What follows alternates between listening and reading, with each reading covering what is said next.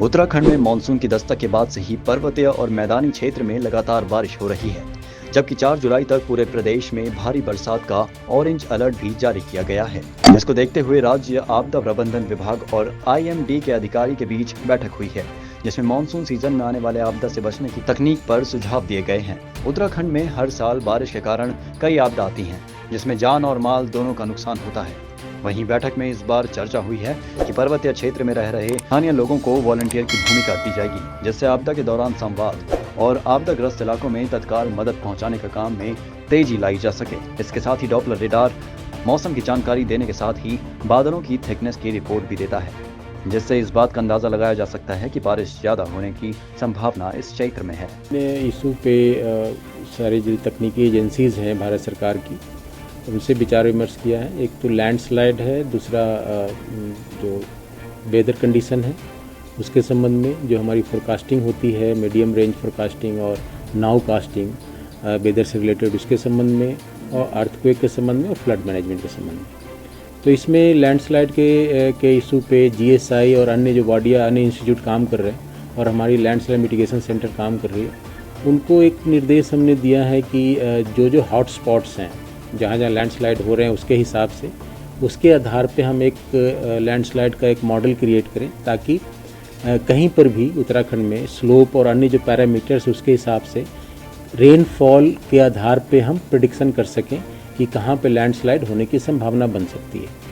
एक तो ये है जिसमें GSI, वाडिया, हमारी लैंडस्लाइड सेंटर और अन्य जो संस्थाएँ उसमें काम करेगी।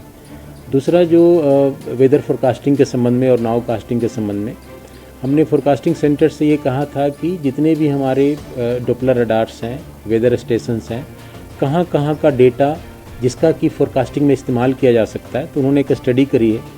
तो उसमें करीब लगभग 15% हमारे जो सेंटर हैं, वेदर स्टेशंस हैं, जहाँ का डेटा फोरकास्टिंग में इस्तेमाल की जा सकती है, तो वो अब करने जा रहे हैं। पहले और कम की जा रही थी, तो उसमें कहीं कहीं का डेटा में थोड़ी सी गड़बड़ी है, उसको ठीक करना पड़ेगा, तो उसको भी हम अभी ठीक करेंगे।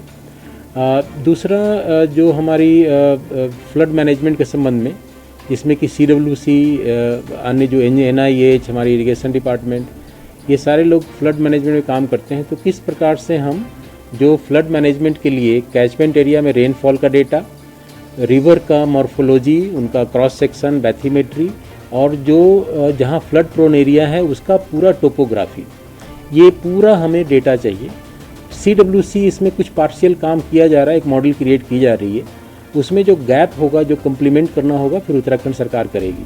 तो उसमें भी हमने एक उसको प्लान करने के लिए निर्देश दिए हैं। चौथा जो अर्थक्वेक के संबंध में हमने NCS, national centre for seismology, उनसे आज बात करी है कि उसमें किस प्रकार से अर्थक्वेक के संबंध में कार्रवाई की जा रही है।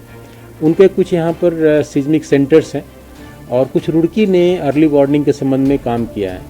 अर्ली वार्निंग के संबंध में भी मिनिस्ट्री ऑफ अर्थ साइंसेज के द्वारा ही स्टडी कराई गई थी, तो उसमें उनको डेटा भेज के उनसे वैलिडेशन कराने का अर्ली वार्निंग सेंटर कितना इफेक्टिव हो सकता है।